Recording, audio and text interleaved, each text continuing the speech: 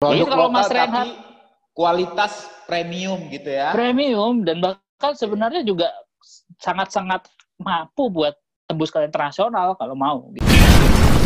Gas bro! Press the button! Sobat, happy people, success people dimanapun Anda berada. Oke, teman-teman, saat yang berbahagia ini kembali lagi ke online podcast YouTube channel Reinhardt Ara. Jadi untuk saat ini saya sudah mengundang satu anak muda tampan, laki-laki yang pastinya karena anak muda, ya kan. Jadi kenapa saya mengundang anak muda ini? Karena di salah satu sisi dia sebagai karyawan, dia juga sedang membuat bisnis. Bisnisnya ini kalau saya pikir saingan terhadap suatu kompetitor perusahaan yang gede lah. Jadi saya melihat dia punya Instagram. Kebetulan saya juga bertemu dan kenal dengan sosok pemuda ini lewat media sosial, ya kan. Jadi kita berngobrol, chatting-chattingan sampai akhirnya saya sangat inspiratif terhadap beliau. Jadi saya undang ke online podcast kita kali ini. Oke, tanpa menunggu lama lagi kita ingin tahu sosok anak muda ini. Kita sambut Gilang Ramadan. Apa kabar bro? Apa kabar bro? Aduh. Baik. Sehat Mas Bro. Sehat. Lama kita nggak ngobrol kan? Iya. Langsung di podcast kita. Iya, nggak usah jauh-jauh. Sekarang kan online juga bisa. Cuman ini teman-teman Gilang Ramadannya ini masih muda, versi muda. Dan bukan drummer. Kecoh nih. Kalau misalnya lihat ini Gilang Ramadan, kok tampak muda ya? Sana sehat? Sehat di rumahnya sehat. Gilang Ramadan satunya. Oke, Mas Gilang. Jadi kita mau ngobrolnya ingin tahu. Saya tertarik banget dengan ide-idenya Mas Gilang sama apa yang Mas Gilang saat ini lakukan. Tapi sebelumnya itu kita pengen tahu dulu nih, siapa sih Gilang Ramadan ini? Mungkin bisa dikasih tahu. Kalau sekarang udah kerja kan mungkin lulusan dari mana, terus sekarang kerja itu sebagai apa gitu posisinya? Oke lah. Kenalkan dulu, nama saya Gilang Ramadan. Buat saat ini saya kerja di salah satu bank, BNI, bagian digital banking. Kalau saya lulusan salah satu universitas di Bandung, ITB, jurusan fisika. Tapi nyasar ke IT. Nanti bakal ada cerita lebih nyasarnya lagi loh. Itu baru awal loh. Oke, jadi jurusan fisika ITB nyasarnya ke digital banking. Digital dan banking di bank ini lagi. Ngerjain apa nih Mas? Nah, digital banking ini ngerjainnya itu saya lagi di kelolaan namanya digital discovery, yaitu mendapatkan gimana insight-insight digital. Jadi buat masukan buat tim di BNI untuk biar bisa lebih digital aja, lebih agile buat sistemnya, lebih gimana kita buat menghadapi perubahan yang besar aja gitu di BNI-nya. Gitu. Oke, jadi tahap yang gimana supaya BNI pun bisa menghadapi era digital ini bagaimana ya? Untuk melayani customer-nya gitu ya. Iya. Dan mempermudah lagi. Lebih banyaknya ke arah sistemnya bank sendiri atau memang untuk diberikan kepada customer digitalisasinya ini, agile-nya ini? Macam-macam gitu. Dari segi bisnisnya bank sendiri juga kita bantu, kita buat otomasi sistem di perbankannya sendiri juga dibantu. Jadi selama itu bisa tujuannya buat ngebantu buat jadi percepat sih. Itu sih kajiannya gitu. Banyak hal. Karena digitalisasi yang lama, membuat produk yang baru. Tapi ya tujuannya tetap satu gitu buat customer gitu. Kalau misalnya, saya kan nggak tahu nih digital banking ini seperti apa. Kalau misalnya kita mengatakan upgrade ke arah yang digitalized dari sistem pembayaran kah atau dari sistem transaksi melalui mobile banking, termasuk nggak itu? Nah, semuanya sih sebenarnya kalau kita bahas digital banking itu kan sebenarnya kalau dari definisi dari OJK sendiri adalah gimana kita tuh nasabah itu bisa mandiri gitu. Bisa mandiri itu dalam artian kita itu bisa membuka sendiri. Kita bisa melayani diri sendiri dengan produk-produk perbankan yang ada gitu. Jadi digitalisasi dengan ada kita jadi misalkan cuman hanya mobile banking gitu dari IoT. Nanti lama-lama ada loh bakal ada kita namanya speaker yang buat mobile banking buat perbankan juga ada loh. Langsung speaker bilang, buat perbankan. Iya, bisa gitu. Misalkan gini, ada namanya Alexa gitu.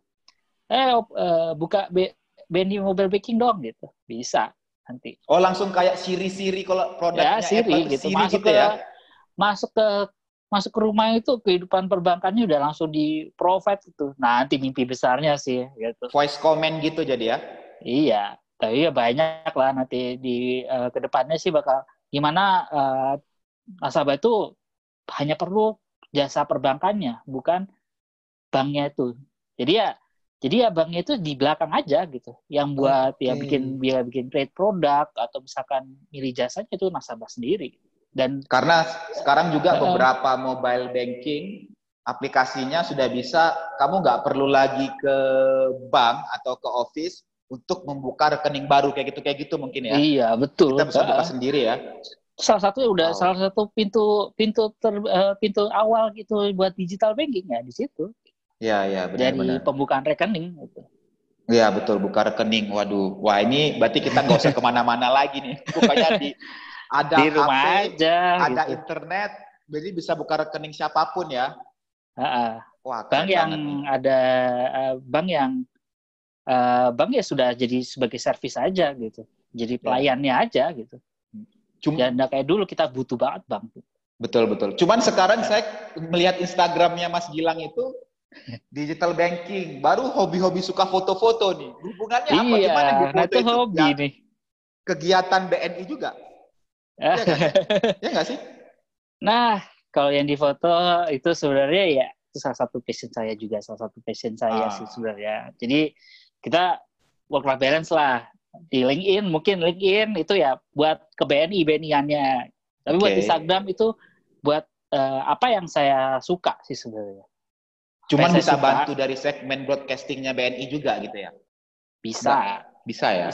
Bisa. Jadi kemarin ya beberapa kali juga jadi pembicara di situ masalah buat di mana teknologi digital banking juga. Beberapa kali juga bikin tulisan di situ gitu. Buat di Instagramnya gitu. Tapi ya buat sekarang, buat yang fit sih, saya ada satu, ya mungkin ada beberapa mimpi saya sih yang kepingin saya wujudin di situ. Mimpi ya? Oke, nanti sebelum kita ngomong mimpi, saya ingin bertanya dulu nih. Selama karyawan bekerja di salah satu bank swasta, kita udah sebutin merek nggak masalah, buat BNI, buat teman-teman, buat kalian yang menjadi nasabah BNI, ini loh, seorang digital bankingnya lagi bicara dengan saya. Oke. Sebenarnya berapa lama sih udah kerja di sana, Mas? Dari tahun 2015. 2015, berarti almost 5 tahun ya? Iya. Itu perusahaan pertama? Langsung perusahaan pertama sampai sekarang gitu. Belum ganti-ganti. Langsung nggak nyambung juga gitu ya dari jurusan kuliah? Nggak nyambung juga. Dia dari fisika, bahas reaktivitas, langsung masuk ke keuangan. Di IT lagi. Tetapi selama 5 tahun bekerja di digital banking, pasti banyak pemikiran yang membuat Mas Gilang itu ingin lebih besar lagi, benar nggak? Karena saya lihat itu di Instagramnya sangat luar biasa tuh. Iya. Pasti ya? Iya banget ya, itu. Mimpi dari perusahaan itu juga kayak sebenarnya ada yang masuk ke dalam diri saya sih sebenarnya, tapi juga dikombin sama visi saya. Nah, nanti coba kita bahas. Jadi kita bekerja untuk perusahaan, tetapi ada ilmu yang kita serap untuk kita bangun di luar lagi ya, membangun mimpinya ya. Iya, betul. Itu positifnya. Kalau negatifnya dari seorang digital banking ini apa, Mas? Bekerja di posisi kayak gini. Negatifnya itu relatif ya. Kalau misalkan orangnya tipenya itu yang nggak terbiasa bangun jam 9, kerja jam 9 sampai 5 kayaknya kurang sih. Biasanya orang yang kepingin yang bebas gitu kan nggak bisa nih. Kalau misalkan itu kekurangannya. Ya sebenarnya ada beberapa orang gitu ketika orang melihat seorang pengusaha lihat pegawai kayak seperti saya gitu ya. Kok kerjanya teratur banget sih, kok kayaknya nggak bisa sih gitu ke gue kayak gitu lang gitu. Kayaknya ribet banget harus teratur kayak gitu. Tapi kalau menurutku ya emang kalau misalnya dari sisi kalau orang mau berkarya gitu ya berarti ada jam waktu yang diteraturin, disisihin gitu. Nah, tapi kalau menurutku ya dijalanin aja, enjoy aja sih kalau misalnya kekurangannya itu. Gak ada kekurangannya sih sebenarnya. Pokoknya sambil inilah ya, sambil mengerti apa aja yang kita kerjakan, sebisa mungkin kita bisa memanfaatkannya ke arah luar juga untuk membangun impian kita ya. Dan itu yang memang disiplin bekerja saat ini yang akan kita bawa ketika kita mau bangun impian kita bisnis ya. Betul. Tetap bangun pagi berarti ya. Tetap bangun pagi nanti kalau bisnis juga gitu. Nggak ada ceritanya bisnis kita bangun siang. Ambil rezekinya. Ya. Sekarang yang menjadi pemikiran Mas Gilang kok bisa membuat, karena saya lihat di Instagramnya Mas Gilang tuh ada Mas Gilang posting tuh tentang denim lah, jaket jeans, ya kan, terus ada celana jeans. Itu bisnisnya seperti yang biasa, denim seperti biasa atau ada hal yang berbeda nih Mas? Bisa nggak di-share? Hal yang berbeda sebenarnya kalau misalkan dibilang itu banyak. Soalnya saya sih juga salah satu pencinta denim sama boots sih sebenarnya. Gitu. Saya salah satu pencinta denim dan boots. Dan kemudian saya juga sangat suka dengan satu brand atau merek yang namanya Simply Research gitu. Saya ketemu tahun 2018, akhirnya bisa support mereka dengan beberapa cara. Akhirnya ini kayaknya lumayan menarik nih kalau misalkan kita bisa support dari segi gue mau masukin ini di Jakarta gitu. Jadi dari brandingnya, dari branding yang ada, dari segi foto-foto yang kita pakai gitu, gimana sih sebenarnya mereka punya visi itu bagus gitu. Gimana caranya itu adalah membentuk suatu kebutuhan terhadap denim tapi yang berkualitas gitu. Mereka yang membuat satu denim yang berkualitas. Ketika orang-orang itu ketika beli denim itu kata-kata rata-rata itu biasa-biasa aja.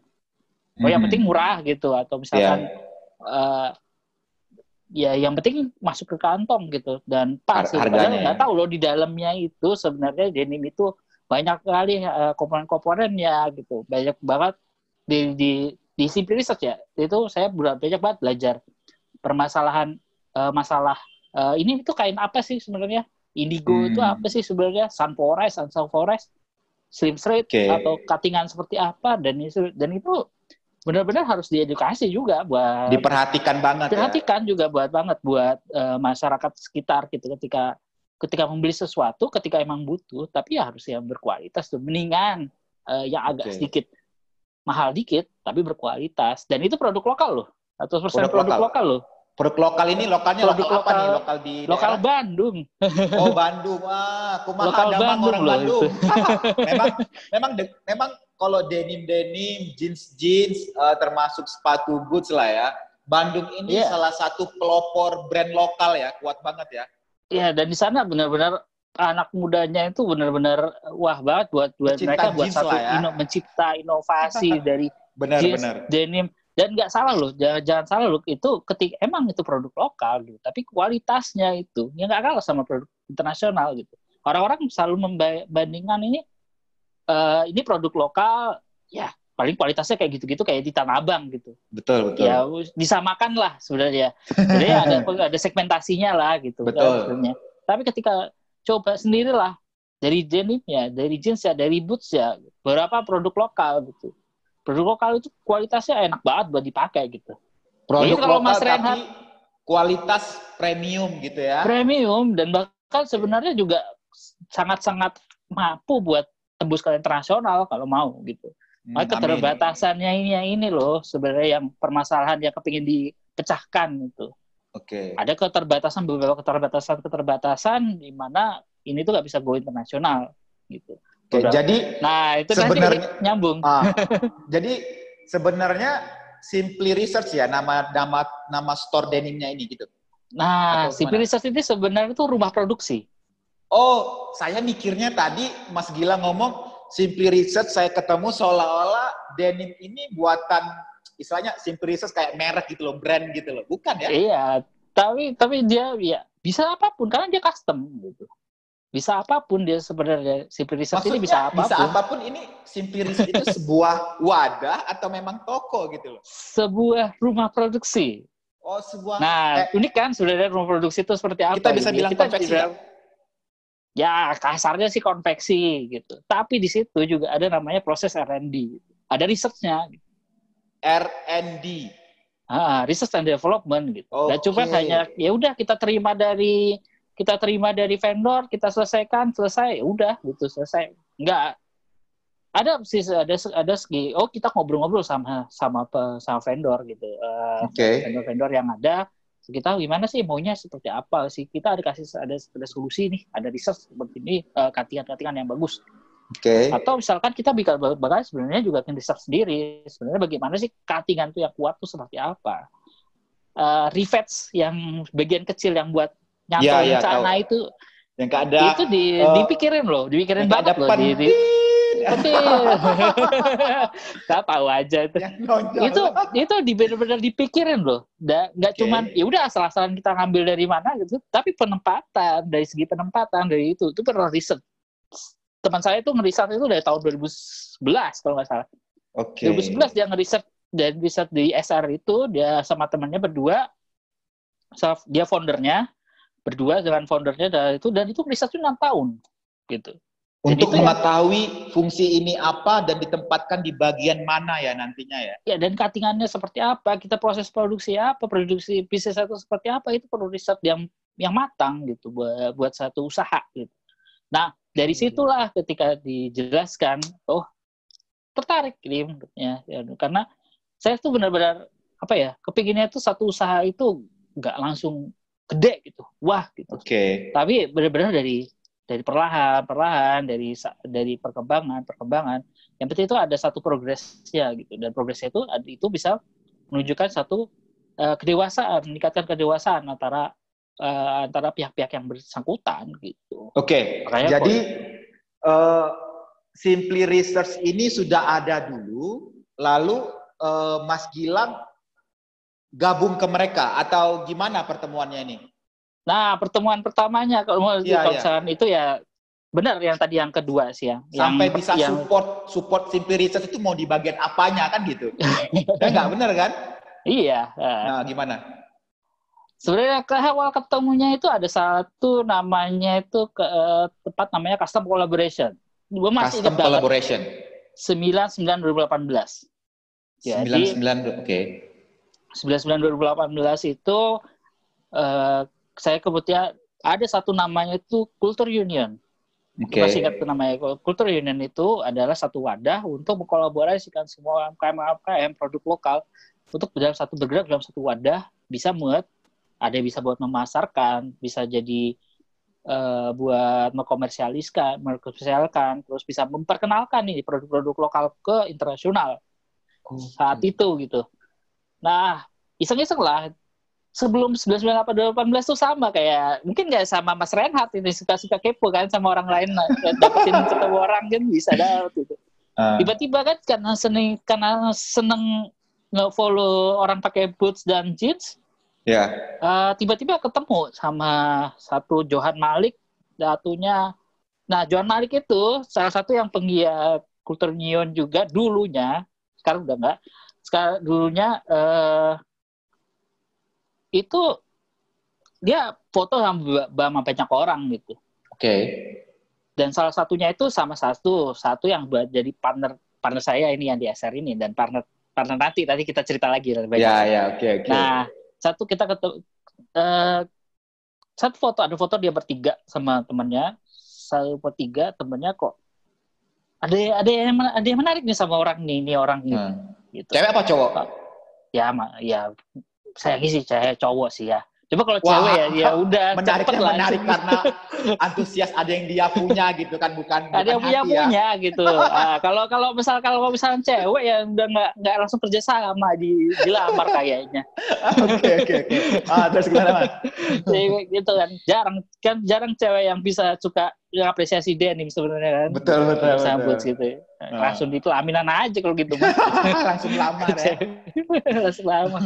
Nah, cuman ada yang menarik dari orang ini. Ya udah saya follow, beberapa temannya juga gua follow gitu. Entah kenapa nih kok attach ya. Apa yang dia pikirkan kok ada yang menarik ya gitu. Terus dia Simply Research, dia mulai brandnya Simply Research. Kok ada yang menarik ya? Oke nih, nanti pas custom collaboration, habis itu nggak seberapa lama kemudian gue mulai DM-an. Mulai DM-an. Awalnya iseng-iseng gitu, ikutin kuisnya dia gitu, yang kuis kalau misalkan di IG kalau salah jawab harus kagak, yang kalau salah jawab harus posting saya kalah sama siapa, ini gue ikutan gitu. Terus kok disambut baik ya gitu, langsung antusias ya ngejawab gue, padahal gue orang asing gitu. Ya oke. Sampai ya udah, tapi gue ajak, Bang, itu mau ada acara Culture Unionnya kayaknya keren dah. Iya, itu gabung aja nanti kita ada acara loh di Kemang tanggal 9. Kalau mau ikut dari tanggal 7 kalau nggak salah. Dari 7 kalau enggak, kalau libur tanggal 9 aja ke situ ke sana. Ada saya gitu.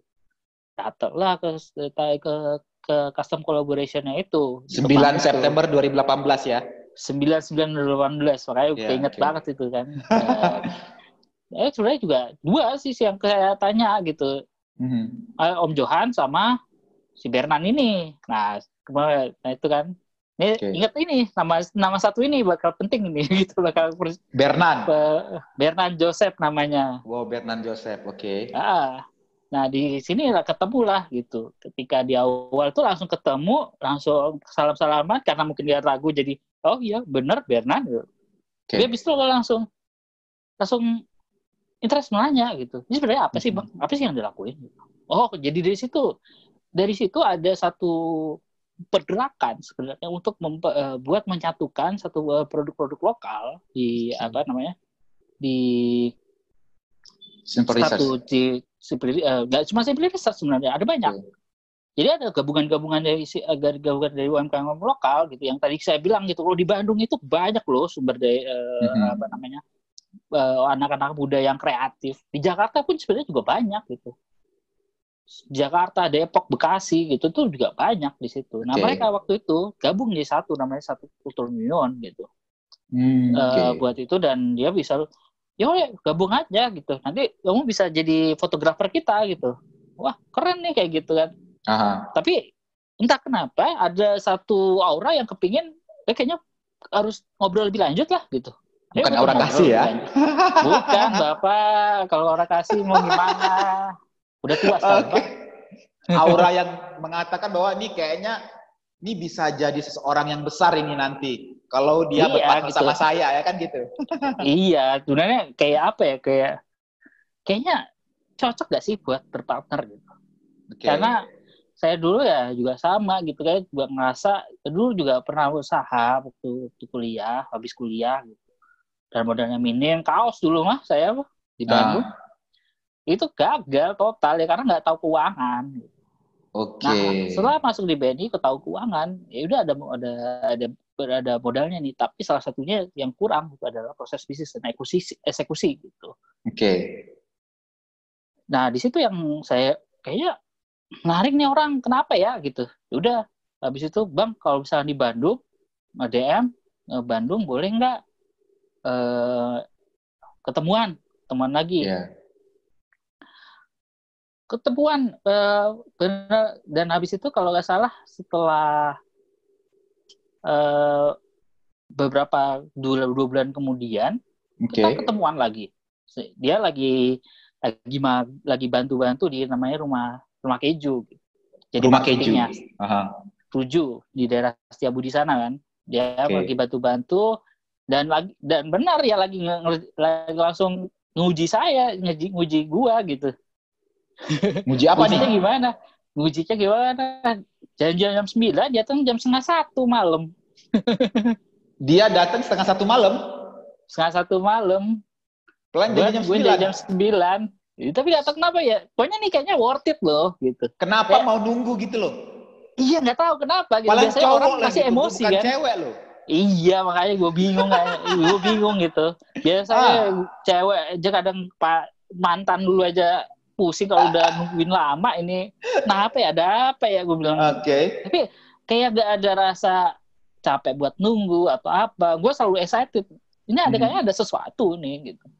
Nah ternyata waktu di rumah rujuk itu, aduh lah, gue nanya satu kata kunci gitu. Sebenarnya tujuan bisnis lu tuh buat apa sih? Dan dia jawab kata-kata yang sama seperti kata-kata gue di dalam pikiran kecil gue. Apa tuh? Jadi berkat buat banyak orang. Oke, berkat buat kalau banyak orang gua, ya. Buat berkat banyak orang dia, versi saya ya jadi berkah buat banyak orang. Iya. Sama kan sebenarnya. Betul. Intinya dia tuh jadi manfaat buat orang lain gitu. Ketika nanti kita buat bisnis tuh apa sih yang lu cari gitu sih? Itu buat bisa membagikan orang lain, orang banyak gitu. Bisa membantu orang banyak gitu, bukan buat diri sendiri kadang-kadang gitu. Nah, sekarang apa yang menjadi pemikiran atau tujuannya si Bernan ini dan sama nih klop sama tujuannya Mas Gilang menjadi berkat dan berkah buat orang. Selama yang dilakukan ini, apa yang keluar idenya itu? Oh ini nih berkat dan berkah yang memang mau dilakukan sama Mas Bernan dan saya itu apa gitu? Nah dari situ kita udah bilang dia adalah dalam hati itu. Biasanya nih kalau gue ketemu orang nih pasti selalu banyak banget dinding-dinding. Pasti banyak banget blok-blok misalkan buat bisa deket sama orang gitu, buat bisa deket secara personal. Ini gue bisa lowerin, bisa lebih rendahin gitu. Kenapa? Kenapa gue bisa rendahin? Karena kita sama-sama satu visi. Gitu. Terus satu visi buat jadi manfaat buat bagi orang lain gitu. Nah dari situlah kita nggak langsung saling percaya dong satu sama lain gitu. Ada selalu diuji benar-benar gitu. Kita saling menguji sampai ini sebenarnya butuhnya apa sih gitu. Apakah satu cuman masalah bisnis? Apakah gue butuh teman? Selain juga cuma jadi sama visi, sebenarnya gue juga butuh teman gitu. Butuh saudara gitu juga gitu. Dan butuh saudara dan butuh teman dekat karena itu impian gue juga salah satunya gitu. Ternyata dia juga setelah berjalan beberapa bulan, selama setahun gitu, ya dia bisa tahu kalau kebutuhan gue itu juga pertemanan gitu. Nah itu yang bisa mematri gitu. Ya awalnya gue juga langsung tawarin, bang gue ada duit sekitar gitu kan, gitu. Mau nggak? Gue kepengen ngebantu lu, tapi dia bilang bentar dulu. Ini apa gitu kan? Mendingan yuk kita sama-sama dulu ngebangun relationship dulu. Ya betul. Gak langsung masalah duit. Kalau ngebantu ya kita harus sama kenal gitu satu sama lain. Betul. Dari situlah gue tertantang nih gimana caranya gue bisa ngebantu si Bernan ini gitu. Karena gue nggak bisa masuk ketika gue nggak bisa nge-approve. Entah kenapa tiba-tiba bulan Agustus kalau nggak salah nggak lama dari situ ada ajakan dari teman komunitas musik itu dulu buat ngebentuk satu food court. Satu food court, oke. Satu food court namanya Makanholic gitu. Oke. Yang sekarang ada di Depok gitu. Makanholic di Depok? Iya. Boleh tuh nanti besok. Makanholic ada IG-nya? Ada makanholic.id. Oke, nanti kita bikin di description karena ini pertemuan yang panjang terus membuat satu idenya dulu Makanholic berarti ya untuk membangun pertemanan dengan si Bernan ini gitu ya. Iya. Oke, terus gimana Mas? Nah, waktu di awal kita lagi gue ini juga masih buta masalah bisnis. Kayaknya nggak ada. Gue pikir-pikir lagi dengan kemampuan keuangan gue diajak sebagai finance-nya. Jadi buat ngurus keuangan, buat simpan uangnya, buat si Makanholic ini ya. Uangnya Makanholic ini ya. Diajak, kita bawa. Nanti dia teman gue yang namanya Fangki ini jadi marketing dan operasionalnya, dan Arda itu jadi maintenance-nya. Waktu itu diajak ya udah karena gue juga butuh belajar gitu, karena gue juga harus gimana caranya gue harus bisa nge-support ya ini. Kayaknya gue ada gue punya mimpi yang sama nih sama si Bernan nih, gimana caranya gue bisa itu gue harus bisnis pertamanya gitu. Dan learning juga by doing lah ya dengan makan holik ini artinya ya. Dan gimana caranya, dan saat itu yang gue pikirin adalah akhirnya gue punya karyawan. Oke. Akhirnya gue bisa ngegaji karyawan. Walaupun saya seorang karyawan gitu ya. Iya. Itu beda loh cuy rasanya. Iya betul. Dan itu kebagiannya itu beda banget itu. Karena itu emang dari dulu kepinginnya ya gimana caranya bisa berguna buat bermanfaat bagi orang lain gitu. Bisa buka lapangan kerja lagi ya untuk orang lain ya. Wah gitu, karena ya dulu banyak banget yang bilang, oh lu nggak peduli sama isu-isu masyarakat, nggak bisa pengabdian masyarakat karena nggak vokal di sosial media. Nggak dulu, tunggu dulu. Gua vokal di buku, gua tetap bakal ngusung pengabdian masyarakat gue itu dengan cara seperti ini gitu. Gue membuka lapangan kerja, mendidik mereka, karyawan-karyawan gue untuk menjadi lebih baik, nggak cuma jadi karyawan lagi gitu. Gue kepingin ngedidik mereka itu ya jadi orang lebih baik dari sekarang gitu. Oke, terus jadi berarti yang makan holik di Depok ini, food court ini, Mas Gilang sebagai finance-nya ya? Finance-nya. Nah, di dalamnya gue biar bisa ada satu otoritas lagi, karena gue juga kepingin ada visi gue yang masuk lagi, gue bukalah satu stand di situ. Takoyaki ini. Nyewa satu stand di food court sendiri gitu ya? Iya, itu bayar gitu. Usaha sendiri ya? Bayar sih. Usaha itu keuangannya harus terpisah gitu. Nah, di situ barulah itu bisa gue implementasiin visi gue semurni-murninya untuk ya gimana visi gue untuk mengembangkan karyawan, bisnis, belajar bisnis atau seperti apapun gitu. Situ. Nah, sudah. Terus? Dan berjalan kita progres, naik ke puncak gunung gitu kan. Tinggi-tinggi sekali, awas turun. Tinggi. Ya, itu nanti cerita loh. Nanti kita ada ceritanya loh. Itu pasti nggak tahu turun dia kayak kenapa. Oh ya, tahu lah. Pasti namanya orang itu bangun makan holik Agustus tahun lalu. Agustus dibangunnya, September dibuka langsung.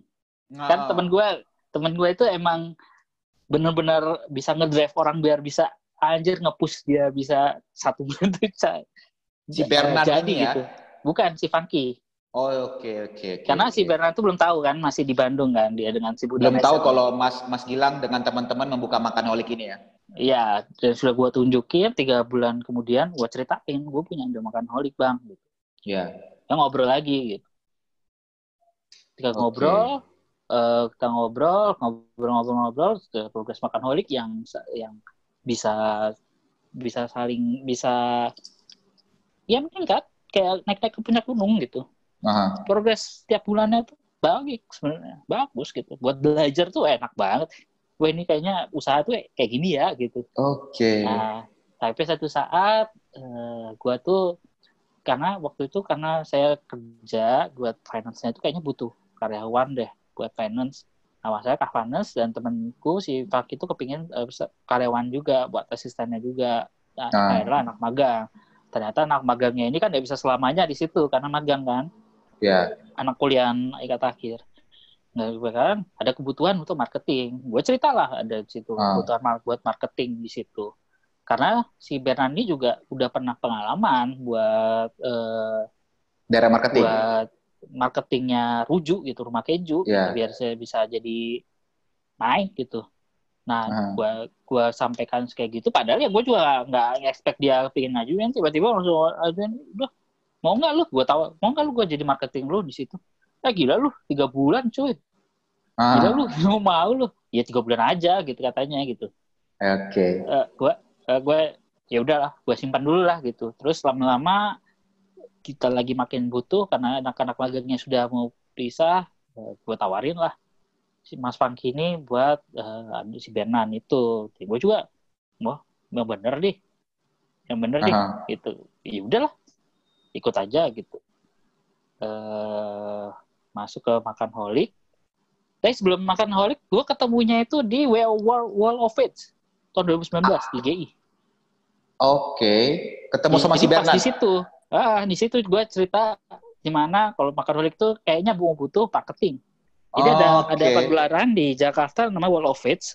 itu yang buat jeans denim pecinta denim seluruh Indonesia dari Raku Biru. Dia lagi ada proyekan sama salah satu brand di sana. Dia langsung gue ketemuan, gue nginap di situ ya. Gue nginap di tempat lu ya. Wah, kaget gue. Kenapa nih? Kok mau gitu? Mau nginap gitu.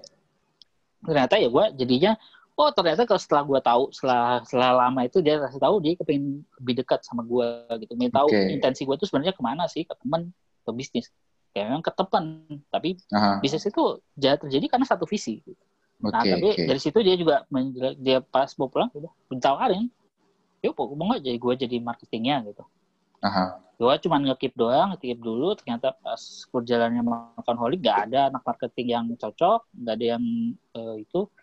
Karena gue tawarin, ini teman gue marketing murni loh, mau nggak? Bisa nggak jadi marketing di sana gitu? Ya bisa, akhirnya masuklah si Bernan itu. Gue juga nggak nyangka. Jadi tim marketing. Jadi marketing Makanholic waktu itu bulan Januari itu. Januari sampai Maret dong berarti kalau 3 bulannya. Januari sampai Mei. Oh Mei. Karena COVID. Pandemi COVID. Kagak ada sopan santunnya tuh COVID ya. Tapi dari situlah kalau misalkan bisa dibilang Makanholic sih jadi pembelajaran gue yang paling bagus sih. Gue minta implementasiin sistem keuangan gue disupport gimana, sistem keuangan saat itu masih stabil, enak gitu. Lah iya, jadi artinya baru mau nanjak langsung jebur, langsung dapat 2 pengalaman luar biasa kan ya? Pas di awal-awal kan gue bilang, gue nggak nyangka juga. Ben, beneran banget lu mau kerja kayak ginian, padahal enakan di Bandung kayaknya. So jadi banyak orang yang nanya, banyak orang dihargain orang gitu di sana. Yaudah yuk. Terus gue lama awalnya sih cuman seminggu 2 kali datang, lama-lama kok setiap gue kesana banyak yang diobrolin ya, banyak ilmu yang gue dapet ya. Akhirnya setiap gue pulang, gue mampir juga ke kosannya, kita ada yang satu kita ngobrolin gitu, ngobrolin tentang gimana dunia jeans sebenarnya, apa sih yang buat SR itu apa sih sebenarnya. Gue belajar di situ SR itu apa sih gitu. Ternyata udah tahu situ bertahap tuh. Chemistry kita benar-benar lagi makin di stimulus gitu loh, Bang. Jadi dia juga belajar finance sebenarnya. Dia ada ketertarikan belajar finance, dan gue juga ada ketertarikan belajar bisnis gitu. Dari situ. Jadi klop lah ya di situ ya. Jadi makin lama dari semakin di kerja di Makanholic, gue semakin klop gitu. Kayak misalnya, kayaknya beneran kita ada satu visi dah gitu. Dan sampai akhirnya terjadilah satu COVID itu yang tidak ada sopan satunya, tidak ada salamnya sama sekali. Dia naik ke puncak gunung, habis itu langsung kena jatuh ke jurang. Lagi enak-enaknya. Semuanya sebenarnya. Semua sektor sih menurut gue sih kayaknya yang di Depok itu kena banget itu sebenarnya. Gak cuma Makanholic doang sebenarnya. Semuanya juga bakal kena itu waktu itu. Saat itu ya gue gini, langsung diam, oke. Ini Jakarta nggak boleh ke Depok, kita harus mikir. Ini antara pilihannya 2, mau tutup atau tetap go on gitu. Gue bilang kalau emang tutup nanti nggak digaji loh karyawan-karyawan gue gitu. Iya. Akhirnya balikinlah gue sama gue, dia ngingetin gue, baliklah sama visi lu lah. Visi lu apa sih? Dia ingat malah. Visi gue adalah jadi berkah buat orang lain. Berkah buat orang lain gitu. Kalau misalkan gue tutup waktu itu, artinya gue nggak ngegaji lagi, dan orang nggak jadi berkah lagi dong. Ya jadi berkah lagi karena ya udah tahu lagi kondisi kayak gini, mau cari kerjaan, kalau mau cari kerjaan yang lain juga susah kan gitu. Ya dia akhirnya go on aja lah gitu, buka aja gitu ketika orang lain itu tutup gitu. Dan gue nggak diam sendiri, dan diam aja gitu dah. Ya udahlah lu buka aja bebas lagi apa gitu. Tapi gue nggak. Ya gue emang sebagai finance itu harus menyediakan cash apapun dengan caranya. Entah itu dengan ya kita talamin sendiri, kita pakai pinjaman ke diri kita sendiri, atau ke atau ke mana gitu. Yang penting lu tetap ada effortnya lah buat usaha lu gitu. Jadi berpikir keras banget lah ya karena COVID ini ya. Dan apa sih yang bisa diperbaiki ketika sepi? Yaitu resep pasti. Ketika sepi, yang gue perbaikin adalah resep. Kenapa resep? Karena waktu rame, gue terbiasa terlalu sehari-harian gitu. Jadi ya cuman ngelayanin customer, sudah selesai, habis itu tutup pulang gitu, nggak ada lagi waktu buat riset atau apa gitu. Ya lagi sepi nih, ayo kita riset aja gitu kalau gitu. Buat tes rasa supaya orang lebih suka lagi ya. Rasa karena gue orang Jakarta waktu itu nggak bisa ke Depok, akhirnya kalau kosannya Bernan itu ada di tengah-tengah. Jadi masih dianggap Jakarta tapi nggak Depok juga. Jadi bisa ke situ. Lebih dekat lah ya. Lebih dekat ke situ. Setiap malam gue ke sana gitu. Setiap malam ke sana, gue riset di sana. Oke nih, resep-resepnya dasarnya ini, malamnya udah dirasa enak, besok implementasi di dapur Makanholic si Bernannya aja. Jadi dia supervisor gue gitu. Dia jadi supervisor gue selain sebagai marketing di Makanholic. Buat bulan terakhir dia jadi supervisor di stand gue gitu. Nah itu jadi banyak. Jadi gue bilang asli ini orang niat banget ya ngebantu gue ya gitu. Dalam hati sih niat banget ada sesuatu nih pasti gitu. Ada sesuatu yang ditakdirin dia ada di atas itu buat gue gitu.